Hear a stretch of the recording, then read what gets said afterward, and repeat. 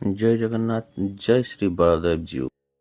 ସାଙ୍ଗମାନେ, କୁହାଯାଏ ପ୍ରଭୁଙ୍କ ଡାକରା ନ ଆସିଲେ କେହି ତାଙ୍କ ଦ୍ୱାରକୁ ଯାଇପାରନ୍ତି ନାହିଁ। ଏହା ହେଉଛି ସତ୍ୟ।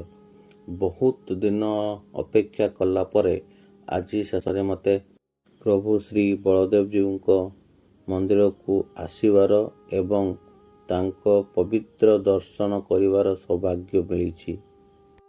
କେନ୍ଦ୍ରାପଡ଼ାର ଏହି ପବିତ୍ର ତୁଳସୀ କ୍ଷେତ୍ରକୁ ଆସିବା ମାତ୍ରେ ହିଁ ମନକୁ ଏକ ଅଲଗା ପ୍ରକାର ଶାନ୍ତି ମିଳିଗଲା।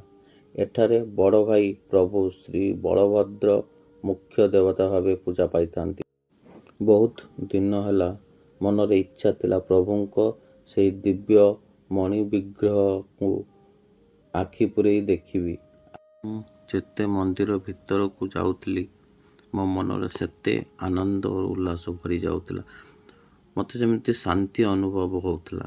ଭାବୁଥିଲି, ହେ ପ୍ରଭୁ, ଏତେ ଦିନ କାହିଁ ମୋତେ ତମେ ଅପେକ୍ଷା କରିଲ?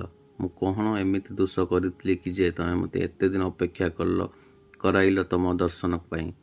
ଆମେ ପୁରୀ ମନ୍ଦିରକୁ ଗଲେ ପ୍ରଥମେ ଜୟ ଜଗନ୍ନାଥ କହି ଜଗନ୍ନାଥଙ୍କୁ ଡାକି ଡାକି ଯାଉ, କିନ୍ତୁ ଏଠାକୁ ଆସିଲେ ପ୍ରଥମେ ବଳଭଦ୍ର ଶ୍ରୀ ବଳଦେବ ଜୀଉଙ୍କ ନାମ ନେଇ ଭିତରକୁ ଆମେ ଯାଉ। କାହିଁକି ନା ଏଠାକାର ମୁଖ୍ୟ ଦେବତା ହେଉଛନ୍ତି ବଳଦେବ ଜୀଉ। ପୁରୀରେ ଶ୍ରୀ ଜଗନ୍ନାଥ ଫାଷ୍ଟ ଆସନ୍ତି ପ୍ରଥମ ଦେବତା ଭାବରେ, ଏଠି କିନ୍ତୁ ଶ୍ରୀ ବଳଦେବ ଜୀଉ ଆସନ୍ତି। ଏଇ ମୋ ପ୍ରଭୁ ଦେଖାଗଲେ ସମସ୍ତେ ହାତ ଯୋଡ଼ି ପ୍ରଭୁ ଶ୍ରୀ ବଳଦେବ, ଜୟ ଜଗନ୍ନାଥ ଏବଂ ଦେବୀ ସୁଭଦ୍ରାଙ୍କ ଦର୍ଶନ ଲାଭ ଉଠାନ୍ତୁ। ଏଠାକାର ବିଶେଷତ୍ୱ ହେଉଛି ପ୍ରଭୁଙ୍କ ଦାରୁ କେବେ ବି ବଦଳା ଯାଏ ନାହିଁ। ଏହା ନବକଳେବର କେବେ ବି ହୁଏ ନାହିଁ। ପୁରୀରେ ଯେମିତି ନବକଳେବର ହୁଏ, ଏଠି କିନ୍ତୁ ହୁଏ ନାହିଁ। ଇଏ ହେଉଛି ମଣି ବିଗ୍ରହ।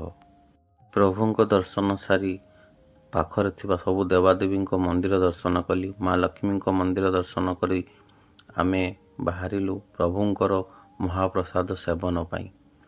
ଏମିତି ତ ମନ୍ଦିରରେ ପ୍ରସାଦ ସବୁଦିନ ହୁଏ, କିନ୍ତୁ ଆଜି ଟିକେ ଥିଲା ଅଲଗା। ଆଜି ଥିଲା ଦୀପୁ ଭାଇଙ୍କ ଭେଣେଇ ଆଜି ପ୍ରଭୁଙ୍କ ପାଖରେ ମହାପ୍ରସାଦ ଭୋଗ କରିଥିଲେ। ତ ଆମେ ଯାଇକି ପ୍ରଭୁଙ୍କର ସେହି ମହାପ୍ରସାଦ ସେବନ କରିବା ପାଇଁ ବସି ଯାଇଥିଲୁ। ତ ସେଥିରେ ଗୋଟିଏ ବିଶେଷତ୍ୱ ଥିଲା କି ଆମେ ଖାଇବା ସମୟରେ କିଛି ଲୋକ ଆସିଥିଲେ ଯେଉଁମାନେ କହିଥିଲେ ଆମେ ବି ଖାଇବୁ। ତ ପ୍ରଭୁଙ୍କ ପ୍ରସାଦ ମନା କରିହେବନି, ତ ସେଥିପାଇଁ ଆମେ ସେମାନଙ୍କୁ ବି ସାଥିରେ ବସିବା ପାଇଁ ଦେଲୁ। ତ ସାଥିରେ ସମସ୍ତେ ମିଶି ମହାପ୍ରସାଦ ସେବନ କଲୁ। ମହାପ୍ରସାଦ ସେବନ ପରେ ଆମେ ବାହାରିଥିଲୁ ଘରକୁ।